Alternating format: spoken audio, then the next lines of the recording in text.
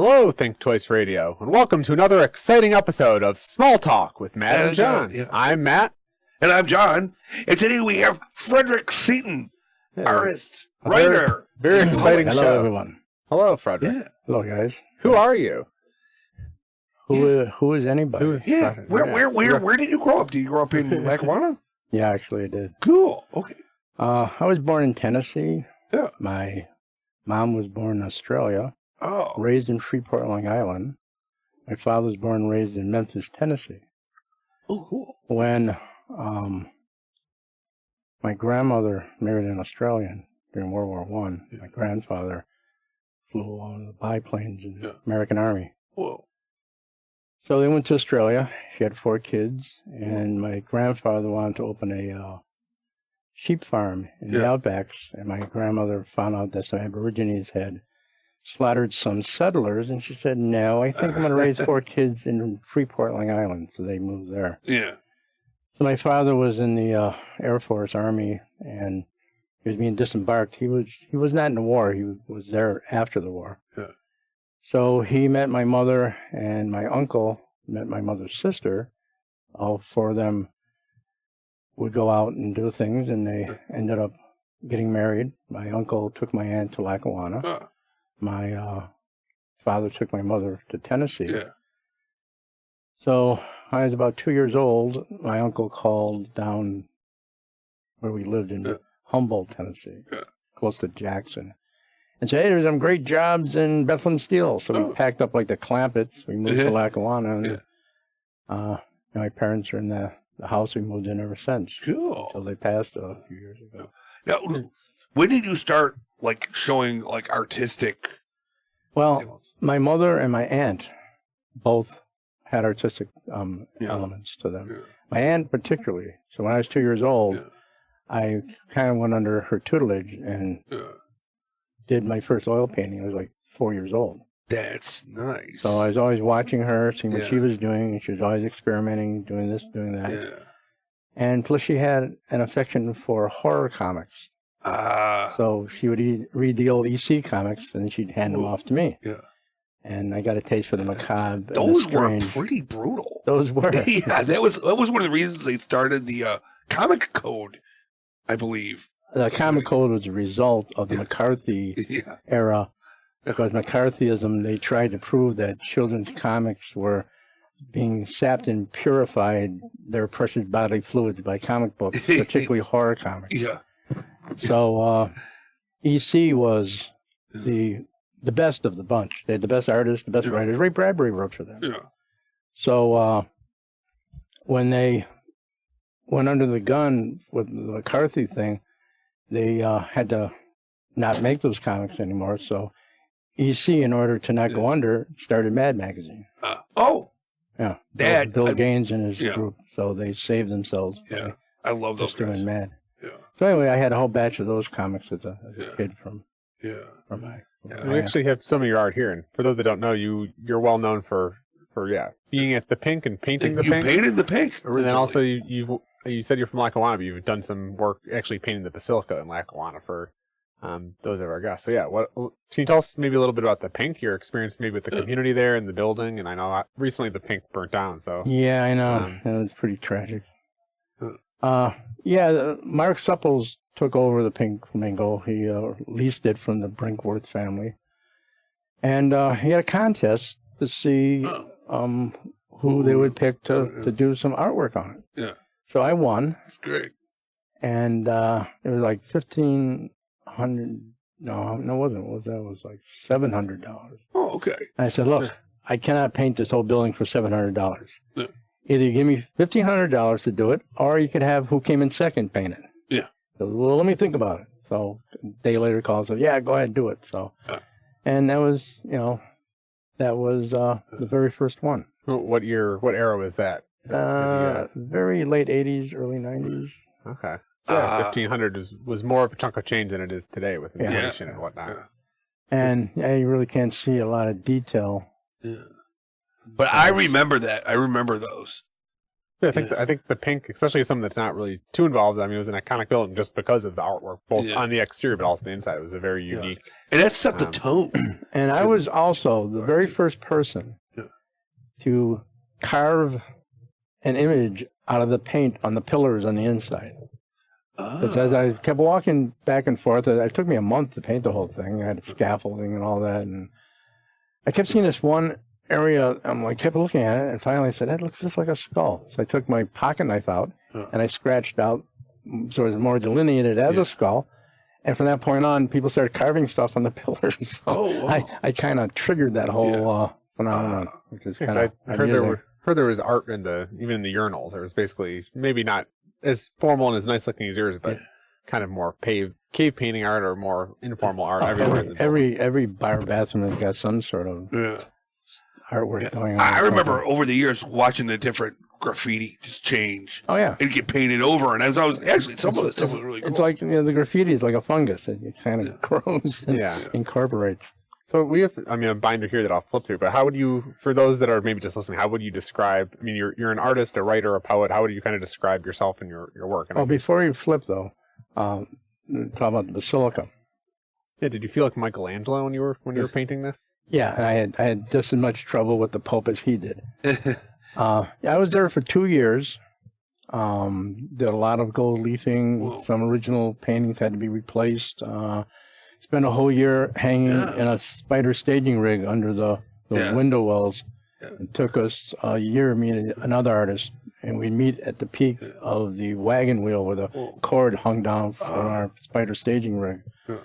And it was interesting. Paid very badly. The Catholic Church is very cheap when it comes to... Catholic Church, what's up with that? Yeah, what's up with that? That's exactly. Cool. But anyway, it was a unique experience, and I'm glad I did it. And I know the place quite well. That's amazing. That's a big art achievement working in the Basilica. Yeah. It's just a person that's sitting in the pews. Anytime I'm at a church, whether it's Basilica or an actual one, you just kind of look up and you just kind of wonder, especially some of the work Michelangelo, you're just in a whole room, you're like, you just don't really kind of comprehend how that's done and how long that takes, and have attention to detail. Because you're working on details up there that you see and but the people on the ground. we never were on the actual dome because we couldn't, because the dome was put up and the floor was still dirt. So after all was done, then they laid the floor because the weight of scaffolding would crack the marble. So they put the floor in last because of that. So we would have to have some kind of a floating rig in order to work on the dome. So that never happened. The church could never pay for astronomical amount of money to have that constructed. Yeah. Could you figure out something like remove some of the marble? You can't take the floor out. It's complete. It's But anyway, but the ceiling really didn't need anything. Oh, okay. Yeah. And I noticed one funny thing. One of the times I was up there and I was looking around and I'm looking at the dome and I'm like, what the hell? Oh, that's funny. One of the artists, all the artists that did the paintings were from Italy. Yeah. All the stained glass was done by a company in Buffalo, Andrely and Sons, and I think the stained glass is better than the actual artwork. But some of the figures are kind of stilted. They're like not really graceful, but they're well done. They're not as well done as could have been. But anyway, one of the artisans thought it was funny because he painted a goat or a sheep, and it has its head underneath the dress of one of the saints. Oh, that's funny. Oh, yeah. Now, could you? Yeah, you can see it. You can see it from like a pew. Yeah. Oh, okay. And I never paid attention to it. So one time I'm like, wait a minute. Oh, that's funny. Somebody's having some joke. Yeah, that was good. I know there's been vulgar things. I've seen like little pictures here and there where you get up close and there'll be like a vulgar character like doing something or showing a part of their body where you can't see it from the ground. Yeah. Michelangelo, when he did the Sistine Chapel, one of the priests he was always having trouble with. And he ended up painting him as one of the sinners with a snake biting him right in his penis. Nice. Well, yeah, artist revenge. Yeah. Exactly. Yeah. At least they never piss off poets or artists. Yeah. Yeah. They get even in curious ways. Yeah, yeah. You'd mentioned sheep and that you had your parents were related to sheep. I actually have two sheepdogs. So the There idea. you go. So yeah, sheep's. I don't know. For me, I'm kind of a amateur musician, but the idea of a sheepdog, it's a metaphor that I play with my lyrics. Yeah. But you're also a poet writer, so I'm wondering, do you have any poetry that you'd like to read, or maybe Poetry? specifically anything about sheep and sheepdogs, or is that not a not a metaphor Anything you I've use? written about sheep is not for public consumption.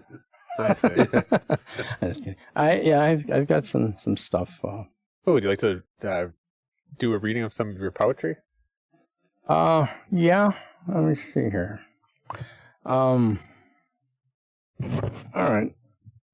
I've got quite a lot of stuff that I've written in the last few years, but I just isolated a few things. So as far as poetry goes here, all right, page 6. Look, you just noticing you have a notebook that's numbered and very You have very organized, and seem, at least from an outsider's view, just seeing that you had a table of contents, and seems like the thing that's something I struggle with as an artist is like keeping, controlling and managing and organizing the this chaos. is my being an First artist. of all, my handwriting is absolutely ineligible. It's terrible. So I have to print everything out, and then I prescribe it into the actual book, and then it's readable. And someone else is I got hit by a car tomorrow. Somebody could decipher this stuff. Otherwise, they'd never be able to. So what do you got for us? You have Okay, and this is I've got 4 books of poetry and 4 books of essays, but this is from the first book of poetry. The Other. The unknown is far beyond what you think it is. Behind the moon, past the stars, below the grave. Always something other than what you can fathom. A corpse-haunted scent just on the tip of your memory. Fearful dreams whisper little nightmares into your brain and then recede. You can hide in the far corners of the mind for a while, but the unknown waits for you to come back with its dark. In sullen funeral raiments of dull gray and black satin, with no fanfare, you'll come and abandon yourself to the dance of the dead. Abandon yourself to the terrible sweetness of the dead, of the dead, of the dead, always of the dead. nice. Yeah, Does poets they deserve a light clap? What's the it's So that's one. And here's another one called Parental Games. Children will always hide in the dark, with the lights out, in confined closets and under sheltering beds and under cellar stairs, anywhere they can be constrained in close quarters. Like the mystery alchemized by insect cocoons, they hide remembering the expulsion from the womb, reliving back before birth when spirit was not yet surrounded by the body, with experience just a clean slate yet to be written. But there's always a fear that something is hunting them, an instinctual memory that something from an unknown future will with certainty diligently sniff out their innocence for ill intent.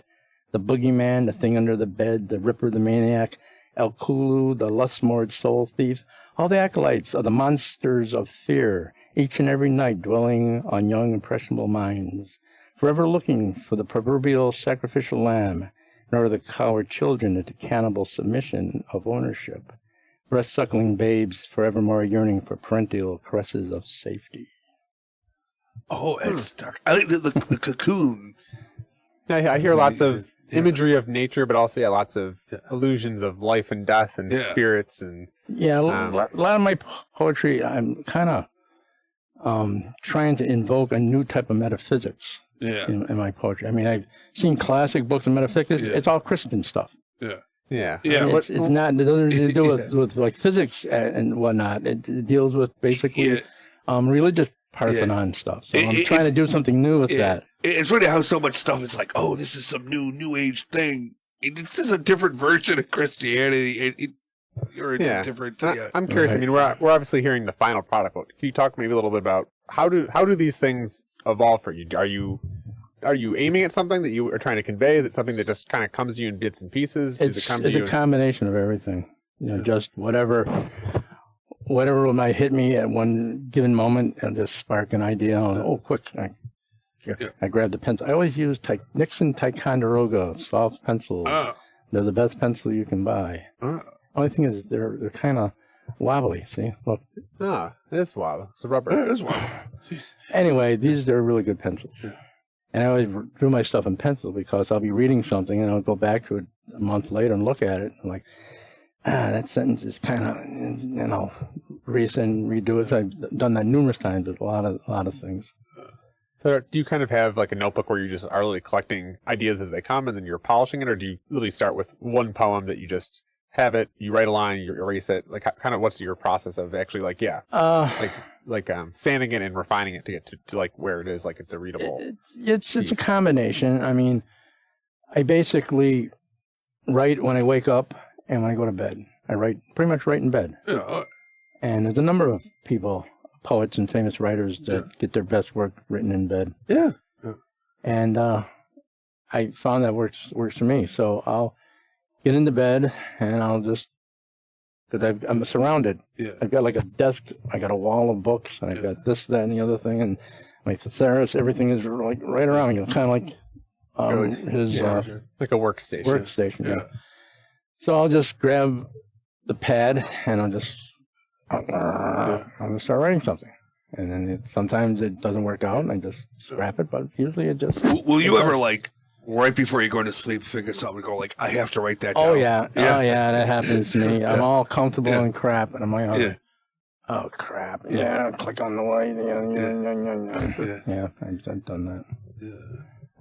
Nice. And then I know I've heard people talk about like the muse or like a spirit that comes to you that gives you your ideas. Where do you think your ideas come from, or do you have any sort of metaphysical thing of where your art emerges from?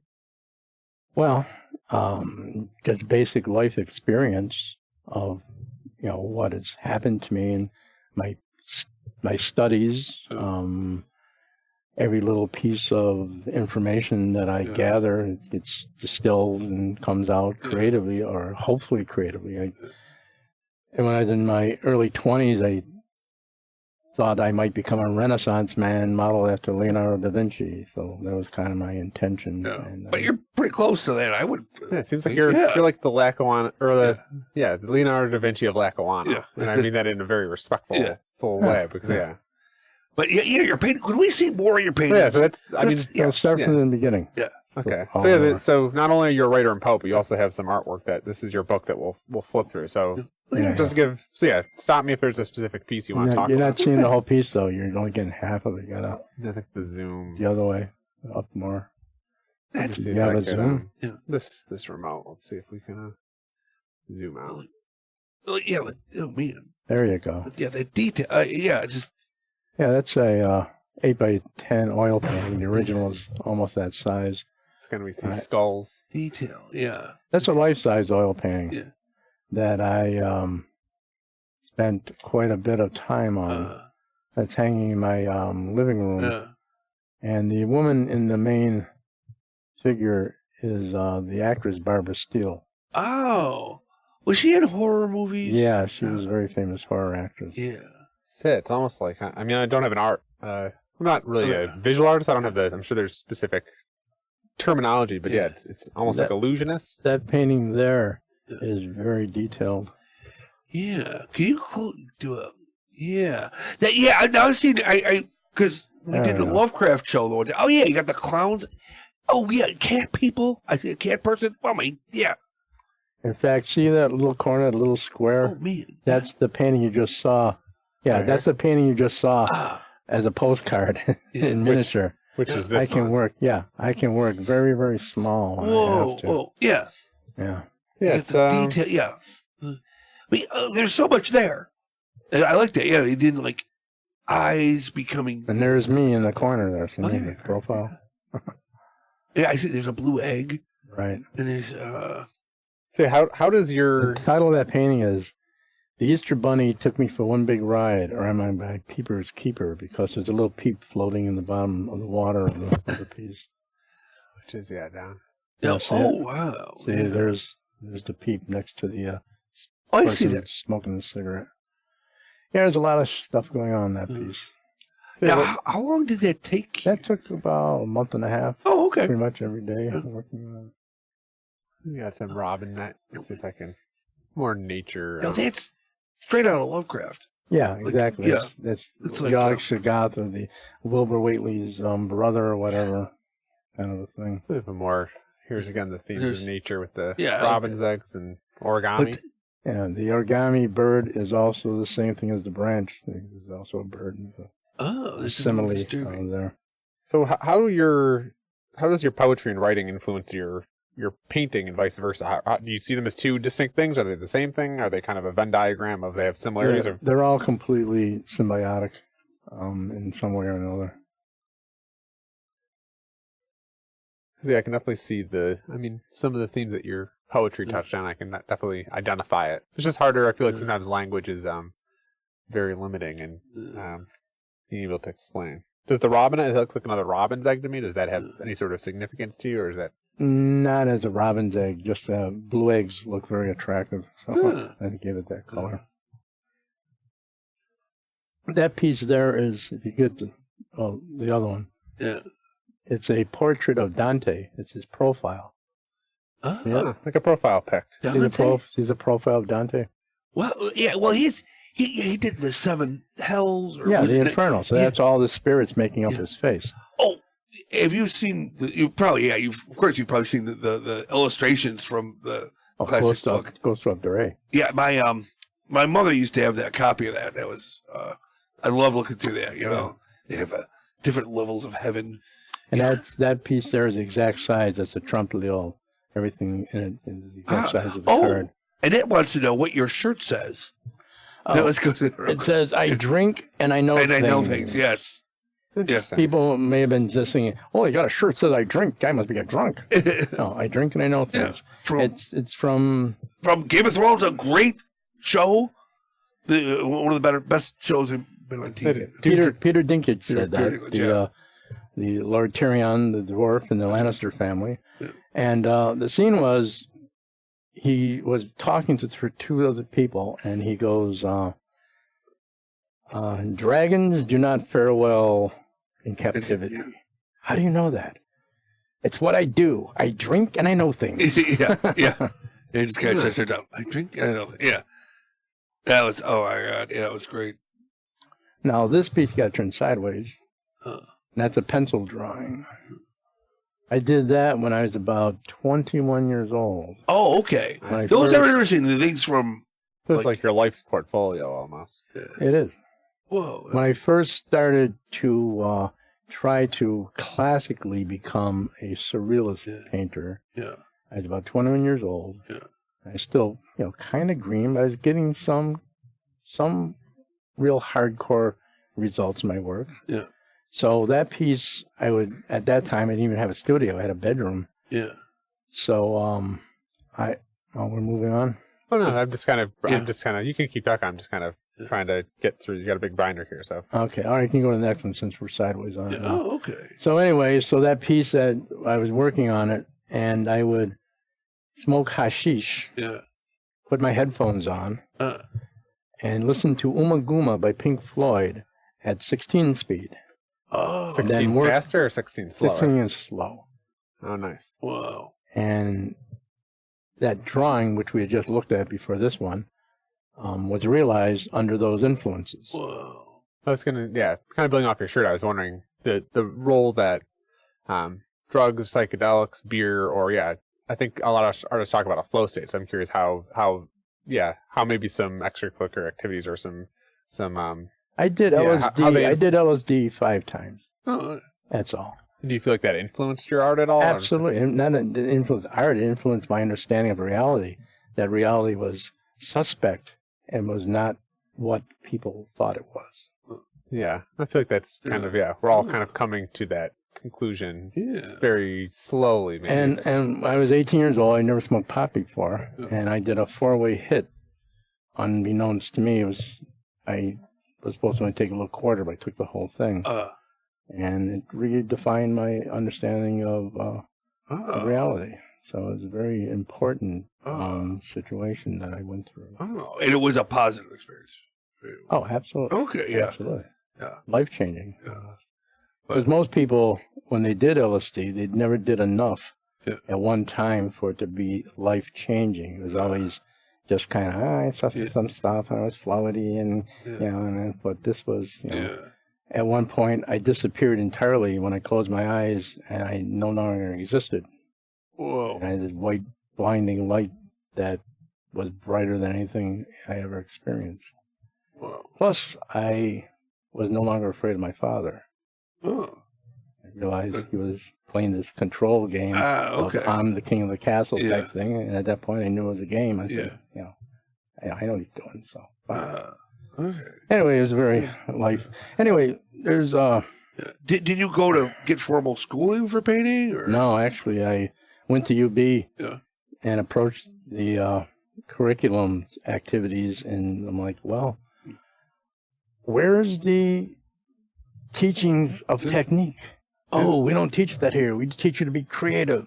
Yeah. Oh, but I am creative. I want to learn the technique of the old masters. Yeah. Oh, we don't teach that stuff. Yeah. So I should be paying you for something I don't need. No, that's okay. So I didactically, conducted my own education from that point on. Oh, that's I continued, that's great. Yeah.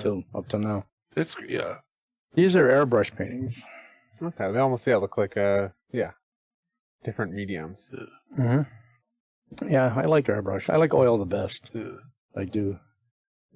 I know you're I think you're missing the one. No, Ooh. you're only getting one half. Oh of yeah, the there's page.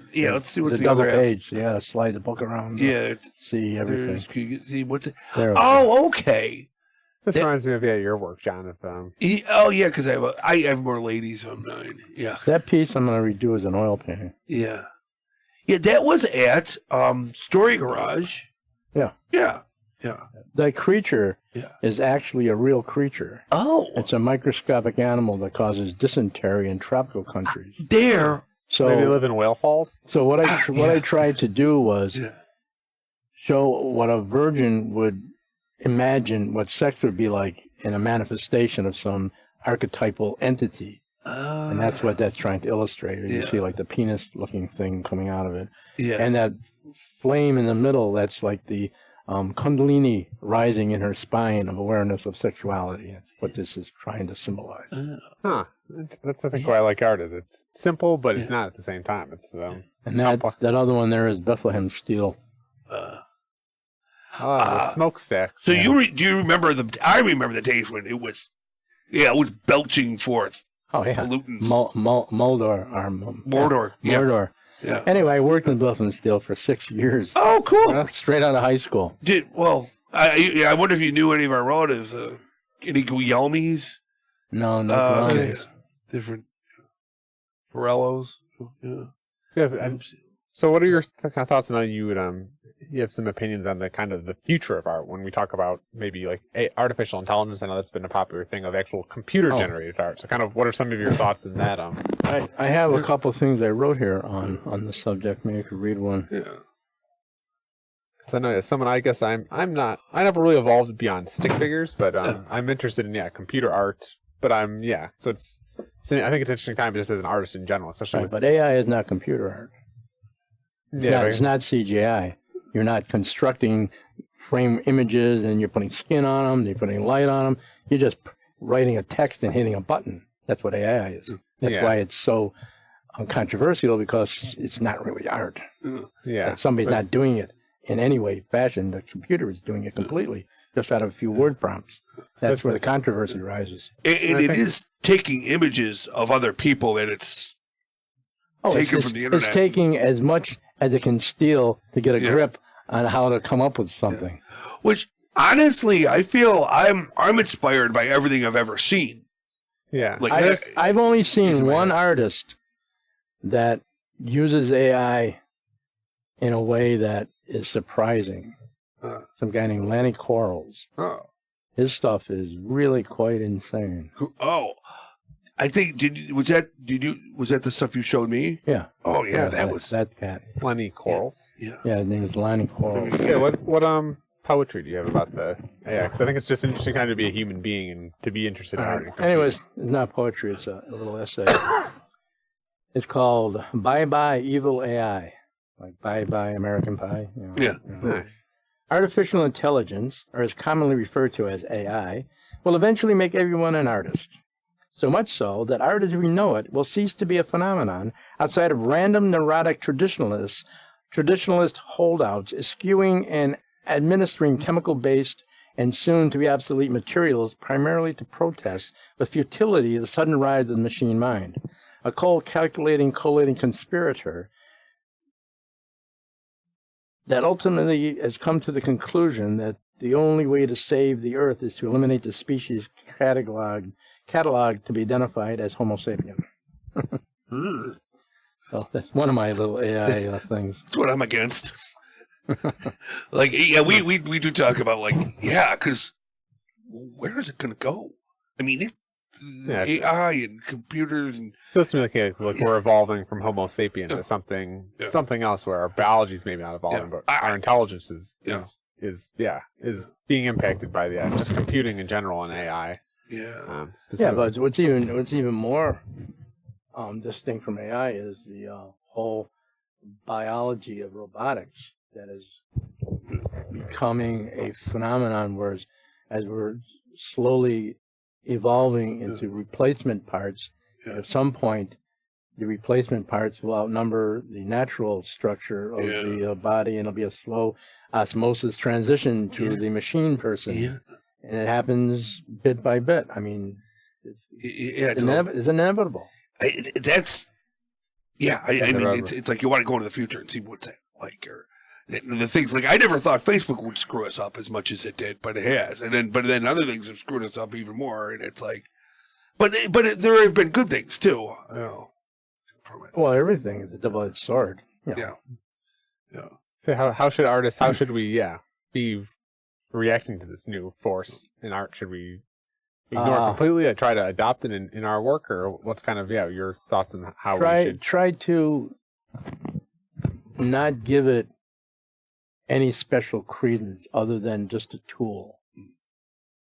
Yeah, that's how I look at AI. Yeah. I would like too if they legally did something where whenever there's an AI image, this is an AI image. Oh yeah, like a little watermark. On anything, so people don't get.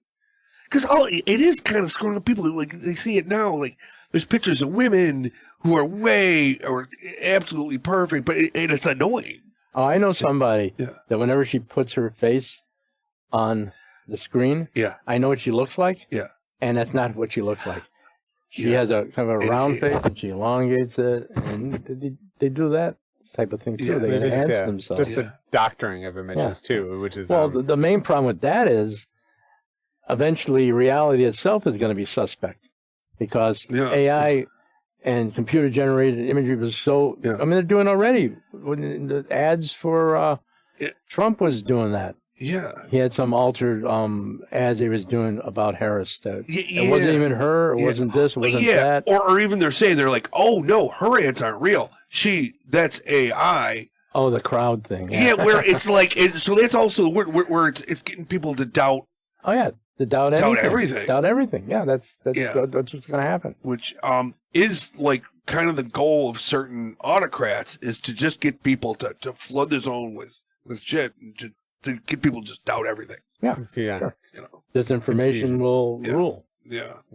And I've talked to people who are like, I don't know what to believe. Like, you know, it's scary. Yeah, but sometimes too, I kind of see AI as like just another smart, good artist that can inspire me. Like, I look at it and I'm like, whoa. I've only seen one artist. Yeah, that actually inspires me. It's that guy. That guy. Yeah. Which I pulled him up on here. Just the art of writing a prompt. Like, anybody can say a prompt, but there's actually techniques and. Also, what he does is he puts all these crazy prompts in a soup and puts them all together, and the AI is like, "What the fuck?" and comes up with it. So, but this piece here is a watercolor, the round one, and that was actually a cover I did for the Deep Purple many years ago. Unfortunately, it was never used because they broke up in order to collect a slush fund of some millions of dollars they put aside. So by the time they got back together and made another record, it wasn't what was supposed to happen between me and them.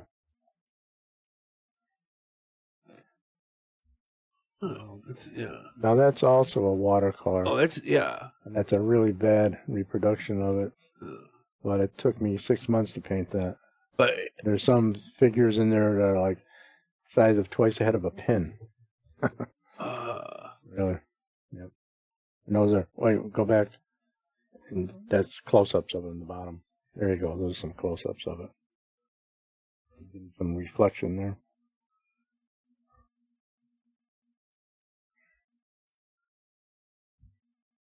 oh, okay. Oh, I see that on face. I see like a board game. I could see it being a board game or some sort of Board like a game. fantasy book. It seems just like the cover of like a fantasy. It's a bit more weird than Yeah. Dungeons and Dragons. Yeah. Very dreamlike. That's also watercolor. Yeah. But you have you have the woman half submerged in like a rainbow thing. Yeah, yeah. That's actually part of the South Park golf course. That Oh, he's on that one side where the bridge would be, and that's the long lake that runs next to the railroad tracks. I spent a lot of time in that area as a child growing up. It was like this private little woodland area, which was... Was there stuff you liked to draw when you were a kid? Or, like, it was monsters. Yeah. I was obsessed with monsters. I was into monsters. I was more into like Godzilla type of monsters. I didn't Dinosaurs. like Godzilla. Oh, okay, yeah. There's a guy in a rubber suit. Yeah, In fact, when I was a kid, if somebody preferred Godzilla to King Kong, okay. I didn't call him again. Okay, you were that not into him. Because Okay. one was a guy in a big rubber suit, and the other one like- was a state-of-the-art animation, Yeah, and I understood the difference. yeah. So I was like, no.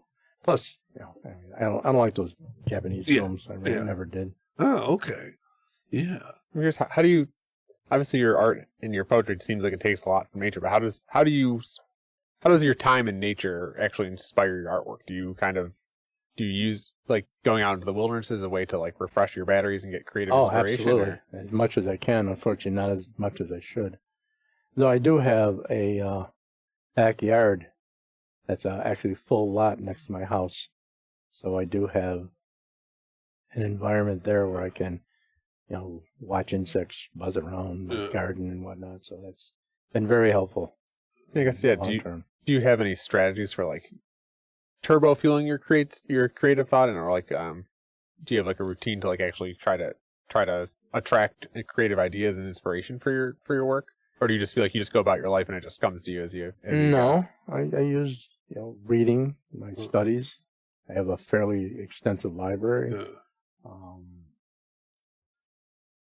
Music. Yeah. When I paint, I constantly listen to music. I've got a very large collection of different types of music, particularly like abstract electronic music. Okay. Very strange music. Some classic rock, particularly prog rock. I like King Crimson quite a bit. Yeah.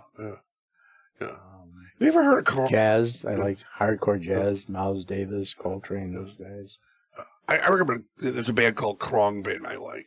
Khruangbin? Yeah, I don't. They're a trio, and they do kind of it's kind of it's jazz it's jazz but it's kind of like has a very Cambodian music influence, but also it's just good music. You ever heard like Vietnamese music during the Vietnam era? No, that stuff's nuts. Those guys are playing Western rock music, and they're Vietnamese, and they're playing for the GIs in Vietnam during the war. Some of that stuff is absolutely crazy. It's just nuts. Oh, okay. It's very difficult to get a hold of. But it's out there somewhere. I've heard some of it, and I was like, whoa, where did that come from? I've heard a lot of Laotian music, but what they like now. Like that stuff gets me interested. I mean, I'm not Tragically Hip fan, so I know there's like recordings of like obscure shows in like Nova Scotia from like '92 that are only recorded on someone's cassette, or even I'm part of the Gamelan group in Buffalo, and there are like recordings of like Gamelan music being played in the '60s, but it's only on some recording. Gamelan music from Bali. Yeah, Bali and Java. So it's just the same type of thing where there's it's really hard to find. It's not. I think that's kind of part of it seems like with the internet, music's just so available to us. You can go to Spotify, click and find whatever. But I think I remember the days kind of pre-internet where you actually had to go seek out music. But I think, like you're saying, those rare recordings of like, oh no, this show is only recorded on a dozen cassettes and they're in people's attics, or there's rare Gamelan recordings and somebody. Yeah, like what's that group? Wu-Tang Clan. Wu-Tang Clan. There's a record by them that only 4 copies have been made. and 3 of them are accounted for. One of them's still out there. And whoever finds that copy can sell it for like $300,000. Whoa. Because it's like one of the rarest records on the planet. Whoa. So keep your eyes out at the garage sales. Maybe Diddy has it. Yeah. Yeah, he's just using it as a leverage over his political foes. Exactly, yeah.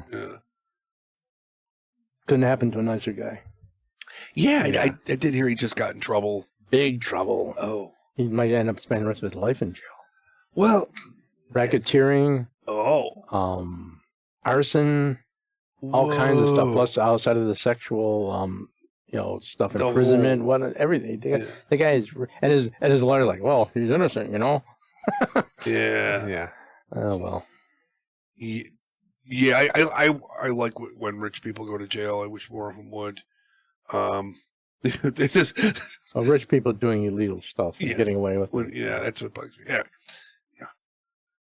I think, there's the quote, power corrupts. Absolutely. Yeah. And I even know, what do you think the thing is with artists? And I know a lot of artists struggle with like depression or mental illness. What do you think is kind of the crossover? What is that? What's that? It seems like people that are normal or people that are civilized, like there's a whole host of people that aren't artistic, but then there are a certain subgroup of people that are, artistically inclined, but also suffer, in traditional terms with mental illness, but also have like a very special gift. What do you think's going on there? Creativity can't be put into a category, particularly one that has definitions of what is insane or what is neurotic, because the pharmaceutical industry uses all of these structures to be able to administer medicines to a specific delineation, what they say is a type of symptom. And it's a money-making structure. So the psychiatric industry has also fallen in cahoots with the pharmaceutical industry.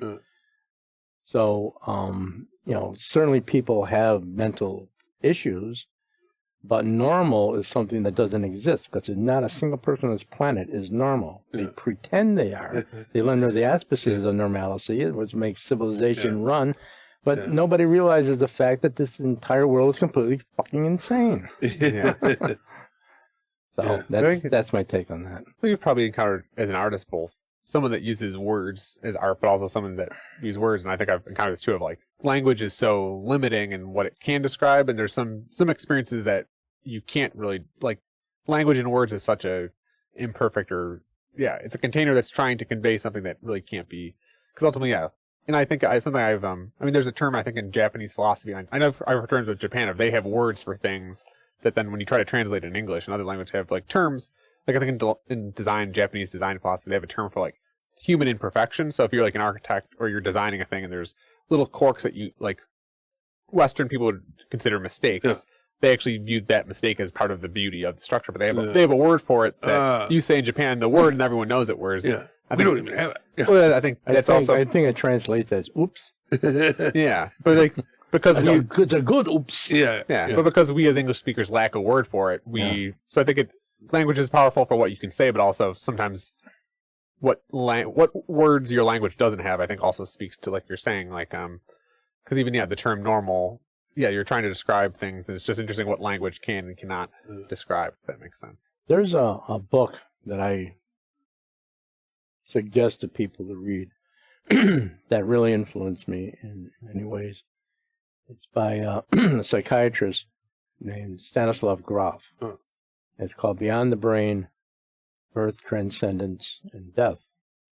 And very amazing piece of writing. Very, very intriguing and groundbreaking in many ways. What's kind of the gist of the Spark Notes version of? He was a psychiatrist in a mental hospital in New York City. He's Czechoslovakian.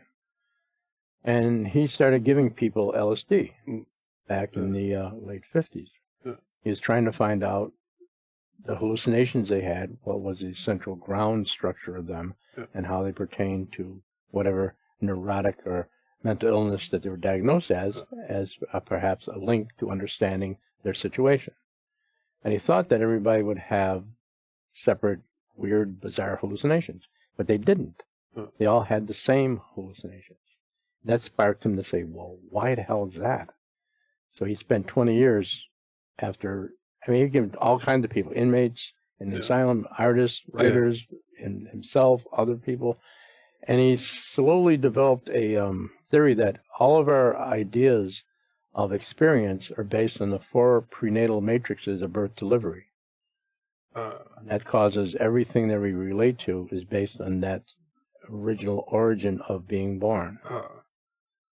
And after he did that, he started to say, well,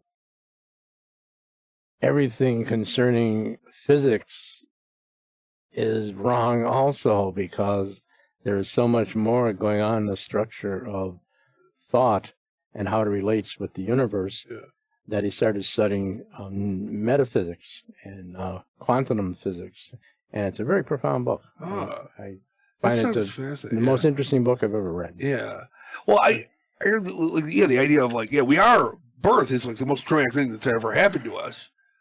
And I have heard like theories of like people who say they're like abducted by aliens. They're saying, well, that's just birth trauma coming out in a separate way, where like, and they describe in themselves that like, the people were by themselves, then they were taken up. Exactly. And then they were like, they saw people with huge heads, which it could have been like when you're born, you see doctors. Yeah, exactly. That's exactly what he's talking about. So like, yeah, we have birth trauma, but also I feel like there's such trauma in our culture about death, because just when you think of just the way we treat death, it's really, to my eyes, seems like we just kind of like, everyone knows we're dying, but we don't talk about it, we don't think about it. And when people die, it's just kind of, it's over there. We put them in a box. And versus, I've read some other one Native American culture. I know that they were kind of somewhat nomadic, where they would stay in spots for 10, 15 years. But when they would get up, they would actually go dig up their ancestors' bones and carry them with them, which is just to our culture, just like, we put them in a wood box. Yeah. Out of sight, out of mind. We're kind of very much detached from the reality, where I feel like that's probably a trauma of, we're all going there. But it's like people that have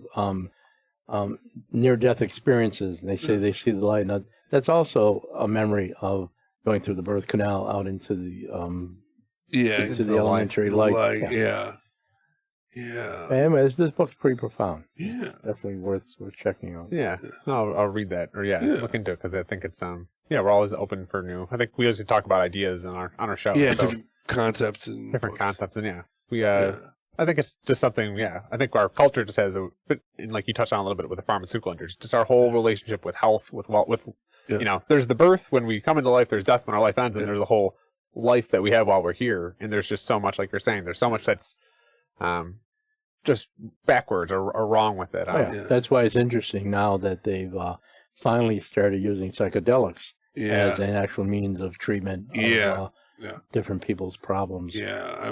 Which never should have been stopped in the first place. But of course, the Nixon administration wanted to make sure the youths weren't going to have any more control, so they would try to swell the independent thinking that was going on. I think, we discussed too about like Timothy Leary did kind of screw stuff up, because the way he went about like presenting it to the public in a very unprofessional way. He was a bit of a barnstormer. Yeah, definitely. Yeah.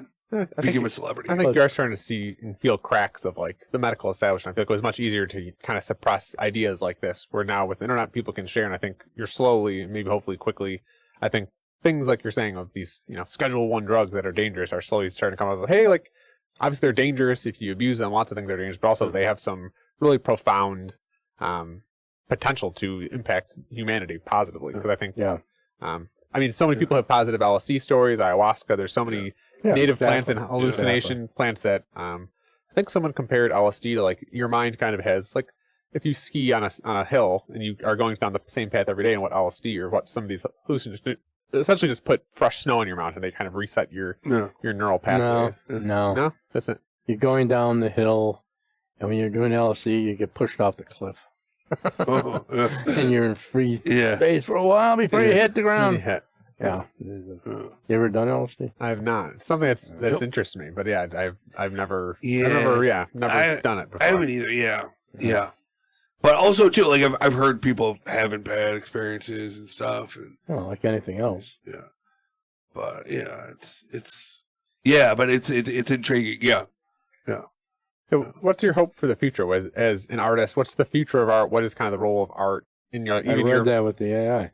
The AI? But yeah, so there is no future in art. no. So as artists, should we just kick back and let the world burn, or what's kind of our role as artists? No, continue your vision. You work to the last second. Yeah, and view the AI as a tool versus something to kind of a tool possibly. But it's not in public domain as a tool. Not really. At this point, I just kind of see AI as like a new kid in class. You can kind of like look at him and see what he's doing, try to get inspired by him, I kind of look at him as kind of Eddie Haskell in school. Yeah. You're not sure what he's up to. Yeah. That's right. Because I think AI will do great at like liberating humans from so many rudimentary, mundane jobs where people are just doing the same task over and over again. Where computers are much better at doing that, but the art stuff, where it's like you're saying, creativity, it's very hard to kind of quantify where creative thoughts come from. That I think will be humans. I feel like are unique position to have good minds to like, be creative. Whereas I think it's very hard for computers. Computers are good at saying taking all art in the world and generating something, but creating own original thoughts and own original work. They're good at copying and taking stuff, but actually generating new ideas. I don't know if they're. I think that's where humans. I'd love to see AI kind of liberate humans from the mundane, repetitive tasks and allow people to be that was the original creative. intention. Yeah. And that does work. Yeah. But it's got its, like everything else, it's got the evil and the negative aspect to it also. Yeah. Comes with the program. Yeah. But I just like I said, I want a Rosie River to clean up my house and stuff, or like I think there's a robot called Rosie, the robot that would come and clean your house and do the boring stuff.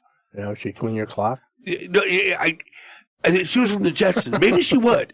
I remember she'd come in and like do stuff. And I would say that too. It seems like popular culture always depicted the flying car. It seems like at some point we just gave up on flying cars. Now we're just like, okay, we're going to be ground-based electrical. Yeah.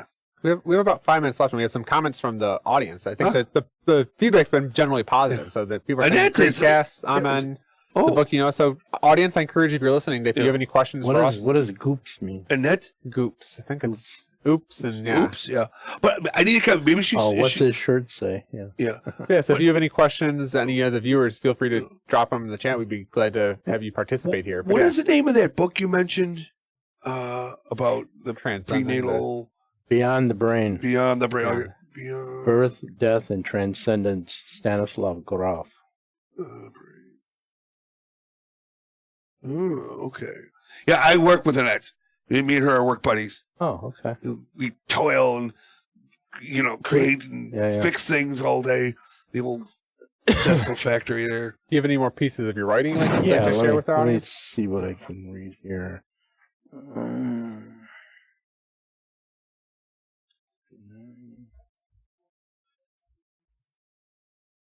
Oh, here's another one about AI. Oh, perfect. What is ain't and what ain't is? In the distant future, the future will not be in the future. For all postulation of reality will harbor grave religious suspicions and bold scientific assurances that everything in relativity has already happened, and reality is just a hyperspace abstraction of the metaverse, a projection of a withdrawn eternal consciousness that is not able to be calculated by moments in transition or gauged by speculative deduction as of have or have not happened as of yet. Reality suggests the possibility of permeability of multiple infinite spatial veritable time and space coordinates that predestinates rational fallibilities of the human experience in and out of learning technologies and wish fulfillment beliefs. That's a mouthful. Yes. Yeah, what are some of your thoughts on the metaverse? I know some people. It seems like we're going towards where they have the digital and the reality are interfacing. There's one more follow-up on the AI, then I'll answer your question. AI Superfly. Artificial intelligence, commonly called AI, can never replace tried and tested down-home fundamental basic human stupidity. Now, what was your question? The metaverse. Are you familiar with the? Obviously, Yeah, just in your yeah, rating. of So, course. what are some of your thoughts on the metaverse? There are probably many different universes, all in a bootstrap bubble of continuity, and metaverse could very well be something that is actually occurring beyond our comprehension. That's pretty. Yeah, like a bubble. Yeah, I like that Profound. bubble universe. Like they're attached to each other, and they're maybe copies of each other, Why not? or reflections of each I other. mean, our own reality, we don't even know what the hell it is. Yeah. I mean, here's you ever study quantum physics? I've tried to get a gist of it. We interviewed a physics professor Yeah. once, and he told us that aliens might have their own different type of math. That kind of blew my mind. Yeah. That's possible. But the main thing is, if you look at something, it changes from a particle to a wave. Yeah. If you don't look at it, it's a particle. And when you look at it, it turns into a wave. And that's been proven with mathematics and instrumentality that actually does happen. It's not a speculative thing that maybe it happens. It's not a theory. It actually physically happens. Yeah. When you look at something, it turns into a wave. And when you look away from it, it goes back to a particle. Well, So that's what does that mean? That's pretty. That's profound. it's more than profound. It's insane. Yeah, it's And insane, it's but true, and it's actually happening. It's not like a theory. It's Yeah. really a physical phenomenon. What do you think that means? That means that all thought is inducible as spread out instantaneously at all times in the entire universe. There is no separation from you, me, this table, the kid next door, the dogs in the hall. Everything is one single thing in the entire structure of all reality. That's what I think. Oh, Well, I think that's a pretty good place to end the show. Yeah. We're at the end of the show. Yeah. That's pretty wild. Yeah. Thank you for Thanks, thank you, Fred. Fredric. And we enjoyed Thank you for having me. the interview. And Maybe we'll do it again. Yeah, Where maybe, can our viewers back find your work? Do you have You can go to Fine Art America, and I've got a number of paintings available to look at and to purchase prints of, including even making your phone case one of my pieces of artwork. nice? Good Well, thank idea. you, Fredric, and we appreciate it. Thanks for tuning in, audience, and till next time. It's Small Talk with Matt and John. Yeah. Bye, folks. Yeah, thanks for coming in. Fade to black. Yeah.